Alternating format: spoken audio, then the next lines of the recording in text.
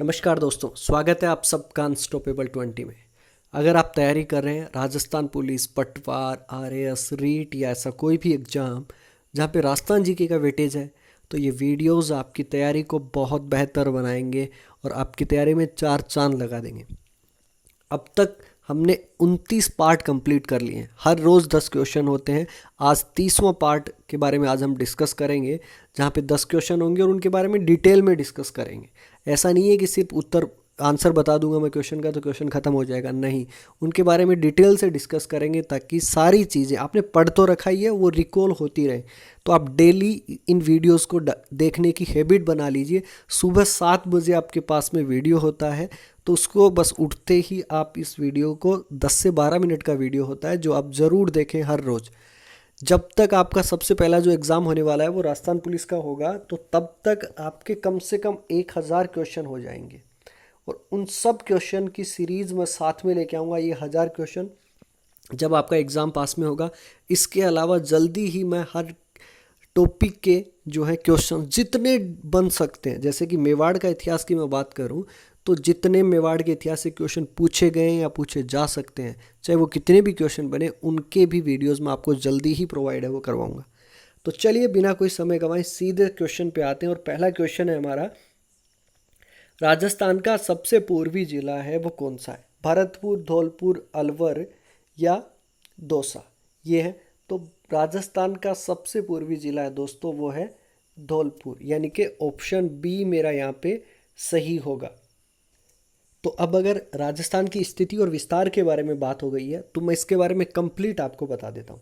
देखिए, सबसे पूर्वी जिला अगर आप देख पा रहे हैं इस मैप के थ्रू, तो सबसे पूर्वी जिला हमारा कौन सा है? भरतपुर। और सबसे पश्चिमी जिला कौन सा हो गया? जैसलमेर। सबसे उत्तरी जिला कौन सा हो गया? डूंगरपुर। और सबसे दक्षिणी जिला कौन सा हो गया? बांसवाड़ा। इससे आप है वो समझ सकते हैं। और ये हमारी होगी अरावली पर्वत श्रृंखला। ठीक है, सारे जिले इसमें दिए गए। अब कंप्लीट इसके बारे में बात कर लेते हैं। आप सब ने स्थिति और विस्तार है वो पढ़ा है। जब भी आप राजस्थान का भूगोल स्टार्ट करते हैं तो ये चीज़ें ज़रूर पढ़ते हैं। तो चलिए फिर मेरे साथ में रिकॉल कीजिए ताकि आपको सारी चीज़ें वो अच्छे से दिमाग में फिट हो जाए। सबसे पहले आप एक चीज़ बताइए कि हमारा जो ये प्रदेश है राजस्थान, ये भारत के कौन से जो हिस्से में स्थित है?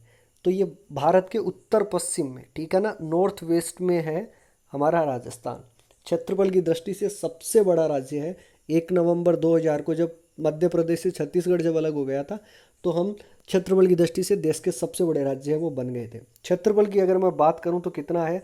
342,239, है ना, 3,42,200 किलोमीटर। लेकिन एक बार वर्ग मील में भी पूछा गया था, वो भी आप ध्यान में रखें। वो कितना है?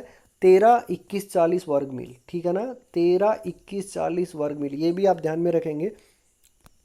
इसके बाद में अगर मैं बात करूं, जो कि ये 3,42,239 वर्ग किलोमीटर जो है, ये भारत के क्षेत्रफल का कितना प्रतिशत है? 10.41% है वो है। अब इसके बाद में बात करें कि राजस्थान की स्थिति की बात कर लें तो उत्तरी अक्षांश और पूर्वी देशांतर जो है वो स्थितियां आपको जो है वो आपको पता होनी चाहिए। तो उत्तरी अक्षांश की अगर हम बात करें तो 23 डिग्री 3 मिनट से लेके 30 डिग्री 12 मिनट तक हमारा उत्तरी अक्षांश विस्तार है। और कुल अक्षांशीय विस्तार की बात करें, जो डिफरेंस जो आएगा वो कितने का आएगा? 7 डिग्री 9 मिनट का आएगा। ये भी आप ध्यान में रखें। और पूर्वी देशांतर की बात करें तो ये कितना है? पूर्वी देशांतर का हमारा 69 मिनट 69 डिग्री और 30 मिनट से लेके 78 डिग्री और 17 मिनट यहाँ तक है। कुल देशांतरीय विस्तार कितना हो गया? 8 डिग्री और 47 मिनट का हमारा कुल देशांतरीय विस्तार हो गया। और अब देखिए, इसके बाद में हम बात करते हैं कर्क रेखा। कर्क रेखा जो है डूंगरपुर जिले की दक्षिणी सीमा से होते हुए इस ये यहाँ से डूंगरपुर की दक्षिणी सीमा से होते हुए और बांसवाड़ा जिले के लगभग जो है बीच से है वो गुजरती है। ठीक है। और इसके बाद में अगर हम बात करें कि उत्तर से दक्षिण तक की, यहाँ से यहाँ तक की कुल लंबाई है वो कितनी है? तो वो है 826 किलोमीटर। ठीक है। उत्तर में जो है वो कोणा गांव है गंगानगर का, और दक्षिण में जो है बांसवाड़ा का आपका गांव है बोरकुंड गांव है। और इसी प्रकार से पूर्व से पश्चिम की लंबाई की अगर मैं बात करूं तो वो कितनी है? 869 किलोमीटर है ना। तो इतनी सारी चीज़ें हैं वो ध्यान में रखनी। आकृति जो है राजस्थान की वो कैसी है, आप देख पा रहे हैं, विषम कोणीय चतुर्भुज या पतंग के समान है वो आकृति हमारी है। इतना आपको ध्यान में रखना है। हमारी स्थलीय सीमा की जो टोटल लंबाई है वो कितनी है, 5,920 किलोमीटर, जिसमें से 1,070 तो कौन सी है, अंतर्राष्ट्रीय, और 4,850 कौन सी हो गई फिर अंतर्राज्यीय सीमा की लंबाई होगी। 1,070 किलोमीटर किसके साथ में लगती है, हमारी अंतर्राष्ट्रीय सीमा पाकिस्तान के साथ में अंतर्राष्ट्रीय सीमा है वो लगती है, जिसको कौन सी लाइन कहते हैं, रेड क्लिफ लाइन है वो कहते हैं, जो कि उत्तर में गंगानगर से, यहाँ से गंगानगर से आपकी स्टार्ट होती है इंदुमल कोट स्थान से, ठीक है, और दक्षिण में जो बाड़मेर का जो बागल गांव है या बाखासर बाड़मेर के यहाँ तक फैली हुई है, ये वाली जो डिस्टेंस है ये वाली, ठीक है ना, ये रेड क्लिफ लाइन है वो बनती है। और इसके बाद में अगर मैं बात करूं कि अंतर्राज्यीय और अंतर्राष्ट्रीय सीमा की लंबाई की, तो सबसे ज़्यादा किसके साथ में लगती है, हमारी जैसलमेर के साथ में अंतर्राष्ट्रीय सीमा, और सबसे कम किसके साथ में लगती है, बीकानेर के साथ में, ये भी आप ध्यान में रखेंगे। अंतर्राज्यीय सीमा की बात करें तो सबसे कम किसके साथ में लगती है, पंजाब के साथ में, और सबसे ज़्यादा किसके साथ में लगती है, एमपी के साथ में। इतना आपको ध्यान में रखना। इसके अलावा भी बहुत सारी चीज़ें होती हैं, जैसे कि मैं बात करूं कि पाली ज़िले की है वो 8 जिलों से सीमा लगती है, बहुत सारी चीज़ें। तो इतनी सारी चीज़ें आपको एक क्वेश्चन में है वो तैयार होगी। चलिए अब नेक्स्ट क्वेश्चन पे चलते हैं हम, और दूसरा क्वेश्चन है हमारा, राजस्थान में अरावली श्रेणी की लगभग लंबाई है वो कितनी है। 4 ऑप्शन आपके पास में, 692, 550, 470 या 350। तो राजस्थान में अरावली श्रेणी की लगभग लंबाई जो है वो 550 किलोमीटर है। यहाँ पे ऑप्शन बी आपका करेक्ट रहेगा। कुल लंबाई कितनी है अरावली श्रेणी की, 692 किलोमीटर, और 550 तो राजस्थान में है, मतलब लगभग 80% जो है हमने कवर कर रखा है अरावली श्रेणी की लंबाई को। बात हुई है अरावली श्रेणी की, तो कंप्लीट अरावली श्रेणी के बारे में पढ़ लीजिए। राजस्थान में जो जल विभाजक है, ठीक है ना, वो कौन है, आपका अरावली है। और उत्पत्ति जो काल जो है अरावली का वो कौन सा है, प्री कैम्ब्रियन काल है। और अवशेष किसके हैं, गोडामना लैंड के हैं। और अरावली पर्वतमाला का जो विस्तार है दोस्तों, वो राज्य के कुल क्षेत्रफल का कितना है, 9% है ना।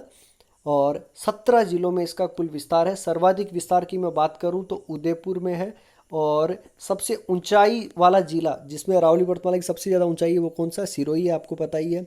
और मध्य अरावली की सबसे ऊंची चोटी कौन सी है, तारागढ़ अजमेर है। सबसे ऊंची चोटी की मैं बात करूं तो कौन सी है, गुरु शिखर। गुरु शिखर की ऊंचाई कितनी है आपकी, 1722 मीटर है। और इसको कर्नल जेम्स टोड ने क्या कहा, संतों का शिखर। और गुरु शिखर के नीचे ही कौन सा पठार है, उड़िया पठार है। और अरावली में स्थित प्राकृतिक दर्रों को क्या कहा जाता है, नाल कहा जाता है। देखिए कितने सारे क्वेश्चन मैंने आपके लिए एक ही आपके क्वेश्चन में है वो तैयार कर दिए। चलिए नेक्स्ट क्वेश्चन पे चलते हैं।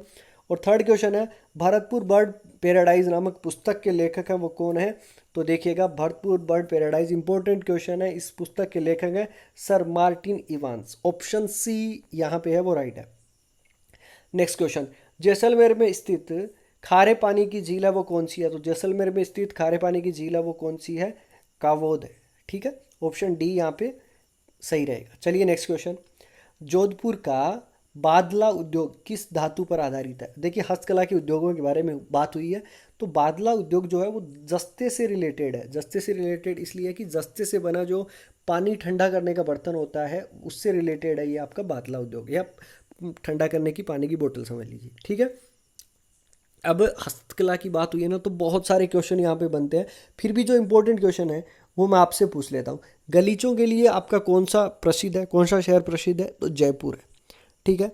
और इसके अलावा बकरी के जो बाल होते हैं उनकी झटपटियों के लिए कौन सा स्थान है वो फेमस है, तो वो जसोल है, बाड़मेर का। लकड़ी के झूले के लिए फेमस कौन है, जोधपुर ही फेमस है। इसके अलावा गोल्डन पेंटिंग्स के लिए कौन सा फेमस है, नागौर। अच्छा, नागौर एक चीज़ के लिए और फेमस है, धातु के कार्यों के लिए। एक क्वेश्चन मैंने पहले पूछा था इन्हीं क्वेश्चंस में से आपको कि तलवार निर्माण के लिए कौन सा स्थान फेमस है, तो वो कौन सा है, सिरोही। पाव रजाई के लिए कौन सा फेमस है, वो जयपुर है आपका। जयपुर गलीचों के लिए भी फेमस है। इसके अलावा सुराही मटकी के लिए, ये इंपॉर्टेंट है, सुराही मटकी के लिए कौन सा स्थान, रामसर, बीकानेर। मेहंदी के लिए कौन सा फेमस है, सोजत पाली, ठीक है। मिनिएचर पेंटिंग्स के लिए जयपुर किशनगढ़ फेमस है। कांसे के बर्तन के लिए भीलवाड़ा फेमस है, ठीक है। और कठपुतली निर्माण, ये इंपॉर्टेंट है, कठपुतली निर्माण के लिए कौन सा स्थान फेमस है आपका? उदयपुर। देखिए कितने क्वेश्चन आपके कवर हुए हैं। चलिए नेक्स्ट क्वेश्चन पे चलते हैं। किस प्रशस्ति का रचयिता जैता नामक जैन मुनि था? तो जैता नामक जैन मुनि जो था वो रायसिंग प्रशस्ति का रचयिता था। ऑप्शन सी जो है यहाँ पे करेक्ट है। अब देखिए रायसिंग के बारे में बात हुई है, तो रायसिंग के बारे में जो भी आपने पढ़ा है वो सब अभी आपका रिकॉल है वो हो जाएगा, याद आ जाएगा आपके। कैसे? देखिए रायसिंग ने क्या किया था, एक तो जूनागढ़ दुर्ग का निर्माण किया था 17 फरवरी, और 1589 को इन्होंने नींव रखी थी, जो कि 1594 में जाके 94 में जाके वो तैयार हुआ था। ठीक है। और ये काम जो है ये कर्म जो चंद्र थे उनके निरीक्षण में, उनकी देखरेख में हुआ था। और इसी गढ़ में क्या रखा गई थी? रायसिंग प्रशस्ति रखी गई जो बनाई गई, और उसके रचयिता थे वो जैता नामक मुनि थे। जब भी आप दुर्ग पढ़ें उसके मुख्य द्वार या उससे कुछ रिलेटेड चीज़ें विशेषताएं भी आपको पढ़नी होती है। इसका मुख्य द्वार जो है जूनागढ़ का वो कौन सा है? कर्णपोल। लेकिन उससे भी कहीं ज़्यादा इम्पोर्टेंट है, यहाँ पे एक दरवाज़ा है सूरज पोल। सूरज पोल पे क्या है? सूरज पोल पे आपका जयमल और पत्ता, उन दोनों की मूर्तियां हैं वो स्थित है। ठीक है ना? तो ये आपको ध्यान में रखना। इसके अलावा जूनागढ़ किले में बीकानेर राज्य के उत्तरी भाग के जो रंग महल और बड़पोल से लाई हुई मिट्टी जो है की बनी हुई प्राचीन वस्तुओं का एक बड़ा संग्रह है, और जिसका श्रेय है वो टेसीटोरी को है वो जाता है। अब इसे म्यूजियम में स्थानांतरित है वो कर दिया गया। ठीक है। इसके अलावा ऑप्शन ए में क्या है? राज प्रशस्ति। इसके रचयिता कौन है? रणछोड़ भट्ट। आर से आर। जगन्नाथ प्रशस्ति के कौन है दोस्तों? वो कौन है? कृष्ण भट्ट, है ना? तो इतना आप ध्यान में रखेंगे तो बहुत होगा। नेक्स्ट क्वेश्चन है, पृथ्वीराज राठौड़ को डिंगल का हॉर्स है वो किसने कहा है? तो डिंगल का हॉर्स कहा गया है डॉक्टर टेसीटोरी। ऑप्शन सी यहाँ पे सही है। डॉक्टर टेसीटोरी ने पृथ्वीराज राठौड़ को डिंगल का हॉर्स है वो कहा है। पृथ्वीराज राठौड़ जो है इन्होंने कौन सा ग्रंथ लिखा था? डिंगल भाषा में लिखा था वेली किशन रुक्मणेरी। ठीक है, ये इनका ग्रंथ था। और बीकानेर के ये राठौड़ वंश के राजा थे जो किसकी सेवा में रहते थे? आपके अकबर की सेवा में। जब कल्याणमल गए थे तब उनको ये इन्हीं की सेवा में छोड़ दिया था। गागरोन के किले में ये रहते थे, और इनका विवाह जो है दोस्तों वो जो हर्राज जो है उनकी बेटी जो चंपादे उसके साथ में है वो हुआ था। नेक्स्ट क्वेश्चन, महाराणा प्रताप का कालक्रम कितना था? ये इम्पोर्टेंट भी है अपने आप में। राणा प्रताप से क्वेश्चन है वो बहुत बनते हैं एग्जाम में। तो राणा प्रताप का जो कार्यकाल है वो रहा था 1572 से लेके 1597 तक। ऑप्शन बी है यहाँ पे सही रहेगा। यहाँ से राणा प्रताप के बचपन का नाम आप ध्यान में रखें, कीका। इसके अलावा इन्होंने जो युद्ध लड़ा 1576 में, हल्दी घाटी का युद्ध, जहाँ पे अकबर की सेना का मुख्य सेनापति कौन था? मानसिंह था। और इन्होंने दिवेर का युद्ध लड़ा था 1582 में। 1597 में इनका जो है वो देहांत है वो हो गया था। ठीक है, इतना आप ध्यान में रखेंगे। चलिए, और आज का लास्ट क्वेश्चन है, जोधपुर रियासत की कुल देवी, और जोधपुर रियासत की कुल देवी है वो नागनेची है। ठीक है ना? तन्नोट माता जो है दोस्तों, तन्नोट माता को क्या कहा जाता है? जैसलमेर में है जो कि थार की वैष्णो देवी। करणी माता जो बीकानेर की वंश की कुल देवी है। केला देवी कहाँ पे है? करौली में। और इनकी आराधना में कौन से गीत गाए जाते हैं? लांगुरिया गीत गाए जाते हैं। ठीक है, और अब ये आपके लिए आज के सवाल जिनके जवाब आपको कमेंट बॉक्स में देना है। टोटगढ़ दुर्ग का निर्माण किसने किया? राज्य की कौन सी विधानसभा में सदस्यों की संख्या 200 कर दी गई थी? और प्रसिद्ध विद्वान सोमदेव किसका दरबारी कवि था? ये आपको बताना है। 3 क्वेश्चन है आपके लिए जिसका जवाब आपको कमेंट बॉक्स में देना है। जितना ज़्यादा आपको इनके बारे में पता हो उतना ज़्यादा आप लिखिएगा। उम्मीद करूंगा आपके लिए वीडियो बहुत बेनिफिशियल रहेगा, और आप इसे अपने दोस्तों तक ज़रूर शेयर कीजिएगा, क्योंकि अच्छी चीज़ें हर किसी के पास है वो पहुंचनी चाहिए। सो मिलते हैं नेक्स्ट वीडियो में, तब तक अपना ख्याल रखें, सुरक्षित रहें। जय हिंद, जय भारत।